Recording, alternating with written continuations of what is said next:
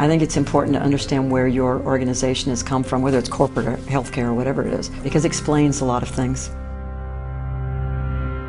I think what forced the creation of the PO was dramatic changes in healthcare that people were anticipating and the need for the physicians to act in unison. At that time, the insurance companies were becoming very aggressive in the regulation of medicine and regulation of physicians and physician fees. We were entering the managed care era, and we did not have a structure that included all of the Mass General doctors to do contracting and patient management. The environment out of which the PO arose was a little bit like the Balkans. This fragmentation did not allow any opportunity for a significant group of physicians to come together and go to the HMOs and say, we want to talk about these prices or the organization of services that you want us to sign on to. At that time, there were 3 organizations representing the physicians.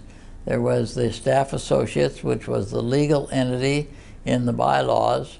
There was also the Professional Services Corporation, which consisted of the group practices run by the chiefs, but very importantly, overseen by the MGH Hospital Administration.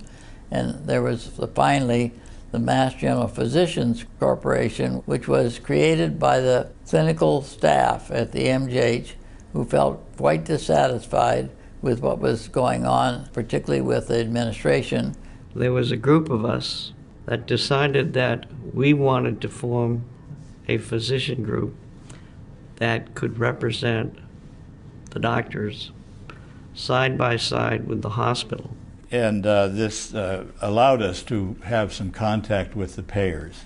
But even when the MGPC was formed, that was, in a sense, yet another small group that was somewhat of a solution, but it didn't include everybody. It wasn't comprehensive. And the complexity of these organizations around the staff associates were considerable. And it reminds me of a horse designed by a committee, looks very much like a camel, not particularly beautiful. It soon became clear that this was not going to be a viable strategy, that we really needed everyone in a single organization. So in the last 6 months of the MGPC's active life, we sat down with Jerry Austin, with representatives of the hospital leadership, and talked about how we could envision a singular organization.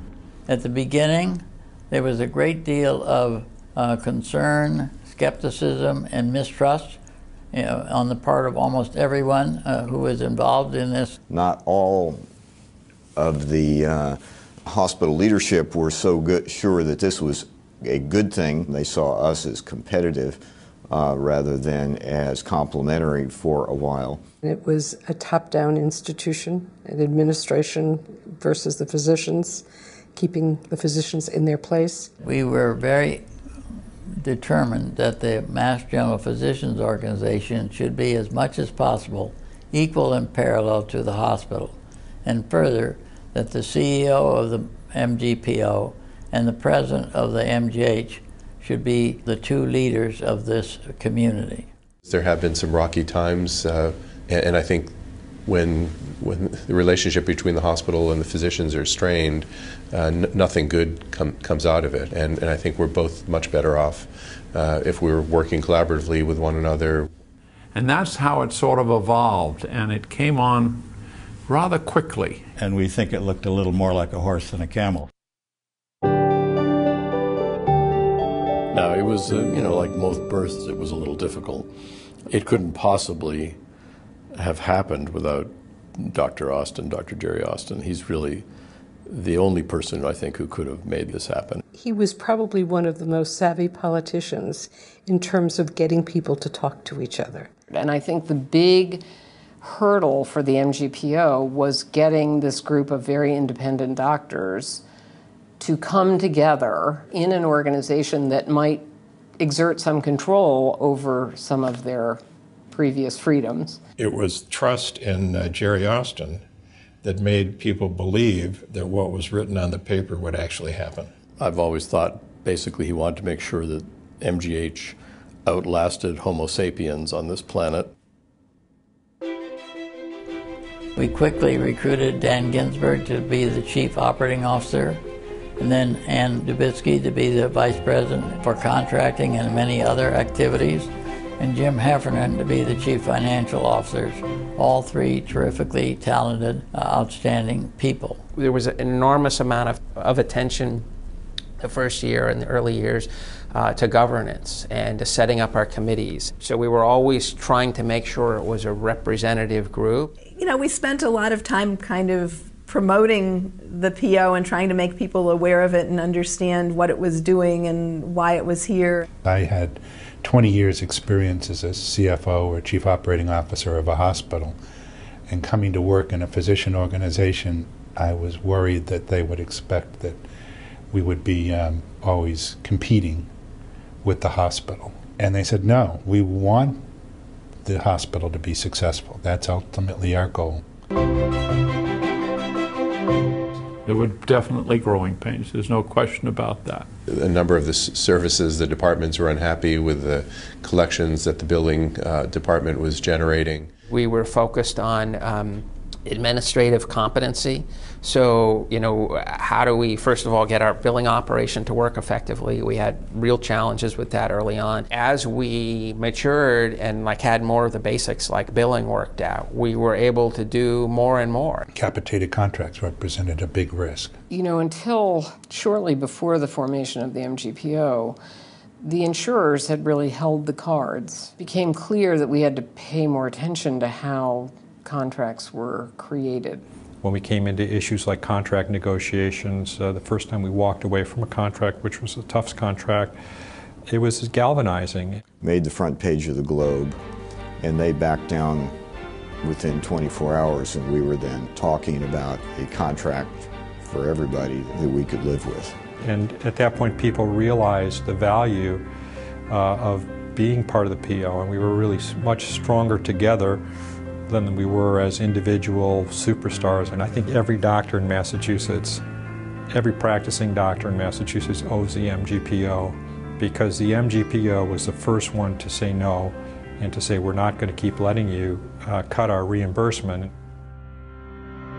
We were very worried at the time that Massachusetts was falling way behind other parts of the country in terms of physician compensation. 20 years ago, we had the problem that corrected for cost of living and cost of practice, our docs on average were making 80% of what they might make in Wisconsin, for example. And so Peter even developed a finance advisory committee to help set up an approach that, you know, if we're successful in contracting, then we got to be good about making sure the money gets to the physicians. And I can tell you, being a member of the comp committee, we in the institution have worked very hard to make sure that we have appropriate compensation across all of our practices. I think there was a feeling among the senior team we'd kind of achieved the initial goals. You know, originally it was mainly about contracting and billing. It's evolved deeply into the area of quality and safety and efficiency and practice improvement and all of those things that are absolutely essential and kind of grew naturally from, in some ways, from the contracting. If you're going to claim to be the best, then you have to look at your issues and your problems. So I think processes like that, the importance of quality and safety, the adherence to teaching, all of those elements aren't just words on a wall. They actually are embedded in processes and people and structure. Quality and safety was always part of the vision and mission of the PO.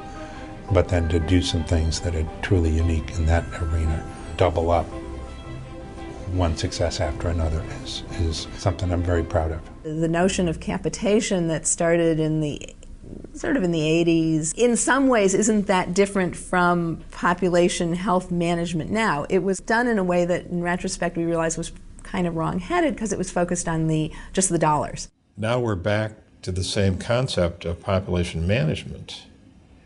But the focus is on redesigning care, not just withholding care. The Medicare demonstration project that started here about 6 or 7 years ago, that was a joint undertaking between the hospital and the physicians organization, is clearly been one of the most, if not the most successful demonstrations that it is possible to make care better and more affordable. And again, if the hospital and the physicians weren't working hand in glove with one another, it not only would it have not begun, but it would not have been as successful as it turned out to be.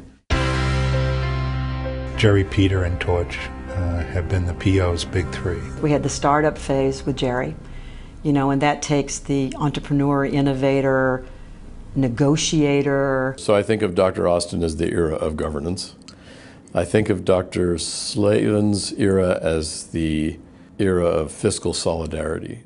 Peter was really specific. If we're going to do something, we just have to be very, very good at it. And I think he brought a kind of good business perspective at a time when the diplomacy and the internal politics had been worked out and there'd been that foundation laid. You then need capability building, capacity building, infrastructure, and to get that in place, which I think Peter did a wonderful job doing. And then the Torchiana era, I think, is the era of strategy, leadership, growth that we're in now. I remember when Dan Ginsburg was introduced to us, he looked about 10 at the time, and he was a wonderful addition to the whole process. He understood how to read a balance sheet, which I actually didn't originally at that time. Ann Dubitsky joined us very early on, a very talented young woman, lawyer and administrator. Is also a person of extraordinary skill,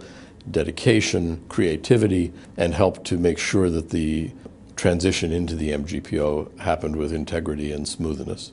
And the last, and in no way the least, is Jim Heffernan, who has, for the whole history of the MGPO, been the chief financial officer. You could be the CFO of an organization and just be a bean counter, and you might be a pretty good CFO, but you can't be a great CFO if the mission isn't in your heart. And Jim Heffernan clearly has the mission. You know, an unsung and underappreciated part of the PO is the impact that the lay trustees of the MGPO have. Some of the business people would take a look at the balance sheet and they would just dissect it, and it was just amazing to see, because this wasn't their main job in life, how much attention and work they put into it, and how incredibly perceptive their questions were. They usually would just cut right to the chase. I was drawn to the smartest physicians in the world, doing the best clinical care, doing the best research, teaching the next generation, and at the same time being part of a community. I thought that was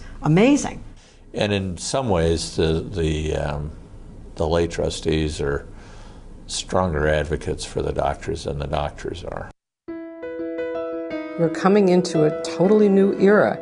We have to be able to adjust. It's not hard to see 5 or 10 years into the future and realize that the principal challenge in healthcare today is to manage the costs of care and manage them in such a way that ideally you enhance the care that people are receiving. I think efficiency and quality go hand in hand. They need to be designed together. We just can't keep going up and up and up. We'll bankrupt the country. We can't do it.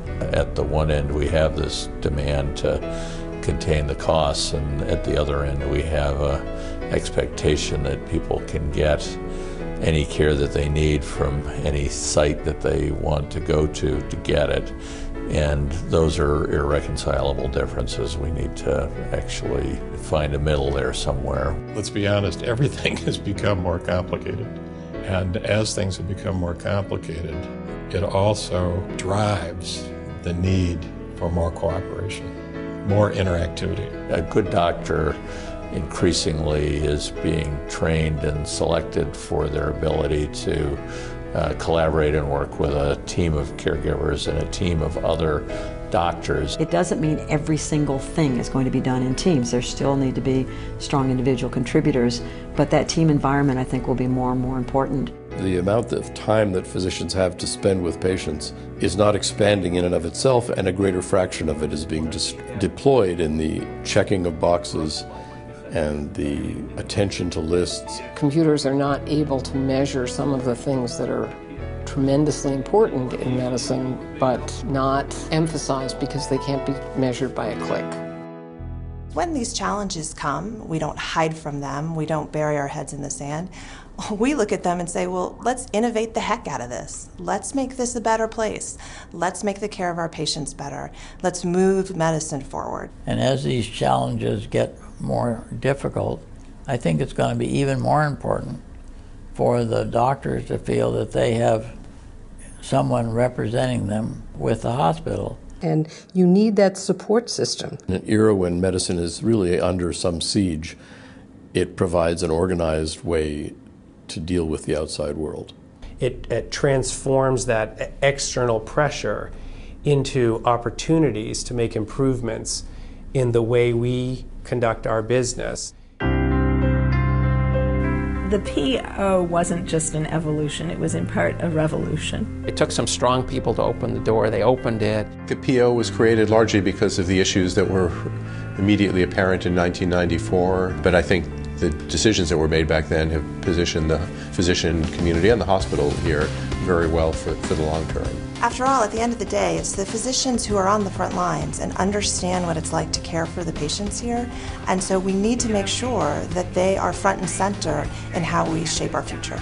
In some ways, it's sort of hard to remember what it was like not to have a physicians organization, because it's become such an integral, if in the background, part of our lives. I don't know of a time in healthcare where it's ever felt like everything's just fine and there's no external threats. I think we need an organization leaders among us aspire to join into and aspire to help influence the destiny of not just their own careers, but the careers of their colleagues. And there'll always be a value to that.